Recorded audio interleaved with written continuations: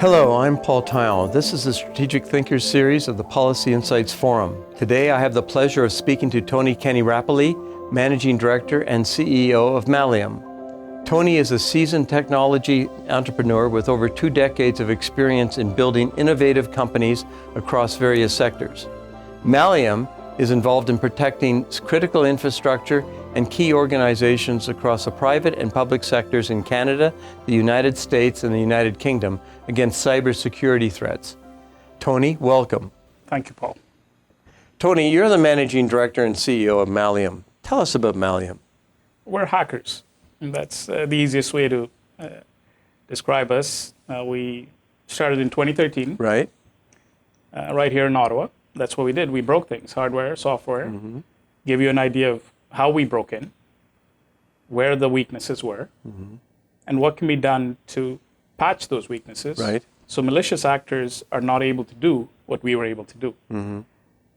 About 5-6 years ago, we added governance, risk, and compliance practice. Right. The softer paper-based exercises, whether it's ISO certification or NIST compliance. That's a lot of what we do now. Okay. But half of our work is still the highly technical offensive security work, and the other half is governance, risk, and compliance. We are a registered practitioner organization, Right. and we are helping several defense industrial base organizations in getting CMMC certified. We are now in 3 countries, 3 NATO countries, 3 of the Five Eyes. Headquarters is still in Ottawa. Right. We have a business unit in the US and a business unit in the UK. Lucky to be working with some very smart individuals, researchers, hackers, Right. and governance risk compliance advisors. The U.S. Department of Defense has recently instigated the Cybersecurity Maturity Model Certification Program. How did this come about?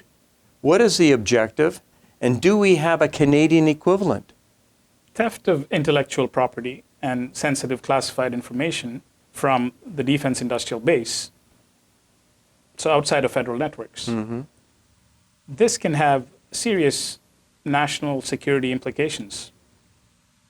We have seen entire programs being replicated in our adversary countries because of information that's classified as either CUI, What does that mean? controlled unclassified information, Okay. or federal contract information. Right. These 2 pieces of information, individual packets, may not seem of great significance, but in aggregation, what we have seen is China copying the F-35, Right. which is a technological marvel that had to be researched and developed, and billions of dollars were spent on it. China was able to attain strategic parity with the US in stealth bombing capability without doing any R&D, without spending the billions of dollars. And in rapid fashion, they reached that parity. And this was by stealing blueprints, by Right. stealing technical specifications, information that wasn't classified. But as we found, in aggregation, it gives you the whole program. It's to protect these 2 types of information. And FCI is federal contract information. Right. That's part of federal contracts. It's not for public release. Right. So it's these 2 types of data that CMMC is looking to protect with the defense industrial base organizations. And we do have a Canadian equivalent. It's being developed by the Standards Council of Canada as per PSPC. Right. It's set to be released in January this coming year, so next month. Tony, why is the CMMC program important to businesses and national security? So CMMC is not just another compliance regimen. Every time a new standard is released Right. or a new certification program is released, people throw up their arms saying, hey, yet another standard. But in the case of CMMC, we have, thankfully, the smart people at MITRE put together a comparison or a one-to-one matching Right. between the 853 NIST standard Right. the controls there, and all of the attack stands for adversary tactics, techniques, and common knowledge. It's what does the adversary do? Which are the 700 plus tools that they use? Right. What are the 189 or 190 different techniques they use? What are the 400 odd sub-techniques they use against your infrastructure, against your organization, to try and do the tactics that they have, exfiltrate data, or compromise the integrity of your data? And this one-to-one mapping shows that, by and large, almost all of the attacks that a malicious actor out there, nation state or criminal organization, is engaged in against the defense industrial base is against confidentiality. And every one of these attack vectors are mitigated in the 853 control set, a subset of which is the 110 NIST 800-171 control framework. And that accounts for almost every one of those as well. So because of this wonderful work that the MITRE organization has done, we can clearly see that this is not just another certification, another waste of time. It protects the organization against these very advanced persistent threats that, as a defense industrial base organization, you're trying to protect yourself against. A Canadian version of the CMMC is currently being drafted by the Canadian government. What are your thoughts on this, and how would this affect the CMMC program? So the Canadian version is called the Canadian Program for Cybersecurity Certification, CPCSC. We have taken one approach. There are several approaches. Different countries have their own preferences. Right. Some of them are okay with just adopting the CMMC as is. Right. But with a caveat, they say we can't have the auditors be Americans coming to our companies on site in our country. So the auditors need to be our citizens. But in Canada, we've decided to do our own program. Right. The SCC, the Standards Council of Canada, has taken on that mandate from PSPC to develop that standard. And we should be seeing, as early as January next year, so next month, the first iteration of it, which will deal with level 1. Right. So it's a tiered, just like the CMMC, the CPCSC is tiered as well. Level 1, level 2, and level 3. In January, we should start seeing level 1. Tony, can you clarify and illustrate the threat posed by cyber intrusions? Yeah, to quantify, we can look at just from our Canadian perspective, on average, 6.3 billion attacks that are thwarted every day. So that's trillions a year. And in terms of successful attacks, so we can look back at the J35, the example mentioned earlier. What that meant is China could reach strategic parity in stealth bombing in rapid fashion without having to invest $1 in the R&D that American companies had to do over several years. Another example would be the OPMA breach, where millions, 21.5 million individuals, background information was exposed. So for not a few years, for a generation, we have all of these individuals that are working in the US government that have all of their information out there with adversaries that can leverage that for various malicious intent. This is a real significant threat. There are several other examples, financial and otherwise, but the warfighter that we're trying to protect, enable, he is compromised.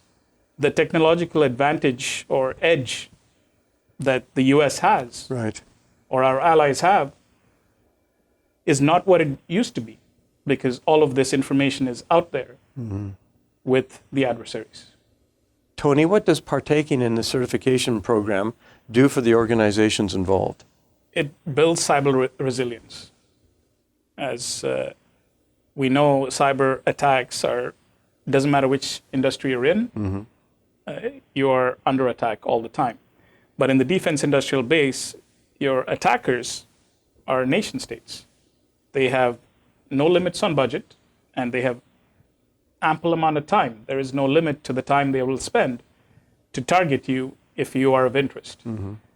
So the first advantage to being CMMC certified is that you as an organization will be resilient enough to survive cyber attacks. And then in terms of business, it's pretty binary. If you are certified, you can continue to be part of the DIB, Defense Industrial Base, and supply DoD. If you are not, you will no longer be able to supply the US DoD or the primes that you are supplying to. How long does the program usually take? So from the DoD's perspective, it's a phased rollout. Okay.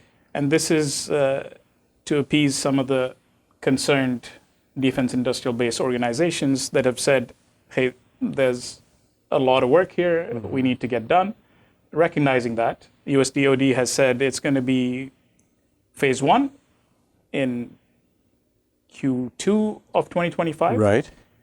Phase two in Q2 of 2026, and the year after that in 2027, Q2, it'll be phase three, and by 2028, it's going to be a full rollout. Right. All levels, level one, level two self-assessment, level two C3PAO assessment, and level three DIPCAC assessment. Right. All of that will be in contracts. So the first part of this rollout is phase one, which is almost upon us as early as March next year. And this will be for level one. And mind you, you have to keep in mind that DoD has also said that it can interject at any point and implement level two requirements or level three requirements earlier than this proposed schedule. Right. So what needs to be done from the organization's perspective for the defense industrial base organization, you need to be looking at what are the contracts that are out there that you're going to be bidding on. Right. What's the timeline for those? What are your prime contractors telling you? Most of the defense industrial base are subcontractors. Right. So what are your primes telling you? Are they telling you that you need to be level two compliant by next quarter? Then that's your deadline. So you need to be really conscious of what the primes are telling you. And if you are a prime, what DoD program managers are going to put into contract clauses starting in Q2 of next year. And in terms of how long it will take for you as an organization to get to the point where you're level two certified, that could range from 9 months to 24 months. So all this to say that if you are starting now, it's really, really important that you accelerate through this and get the help you need to get certified so you don't lose your contracts. Tony, from our little discussion here, it becomes quite clear that there is an importance in undertaking this program for the economic and national security issues of the United States and Canada. How do you propose to do this? We have in CMMC an excellent program to be cyber resilient. Right. And with Canada's CPCSE, we will have very much the same CMMC with the Canadian context. It'll be a reciprocal framework. If you are CPCSE certified, you're going to be CMMC certified and vice versa. So the framework is there. In terms of what we can do as you can do as a defense industrial base organization, to give you some numbers, almost 50% of Canadian aerospace and defense exports are to the US. Oh, wow. There's a significant number of us that are affected by CMMC just because that's the biggest customer, the DoD. Right. So what can you do in preparation? Like while technology is part of the answer, it's key to understand that process and people are also part of the solution.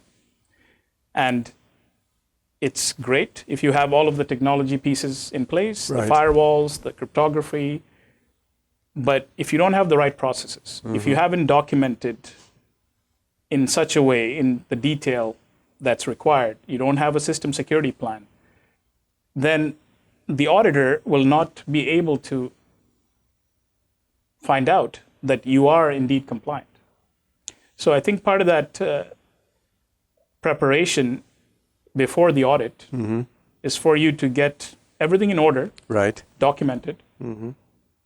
So when it comes time for audit, you're able to prove to the auditor that you have done what needs to be done in terms of setting up processes, policies, and training your people, as well as implementing the technology required to protect valuable intellectual property, sensitive information. If breached, affects the national security and your IP. Tony, I'd like to thank you on behalf of Policy Insights Forum for being here. Your insights in cybersecurity and the threats posed to Canada and our allies is extremely important, and I hope Malleum does well in the future. Thank you, Paul. It's been a pleasure.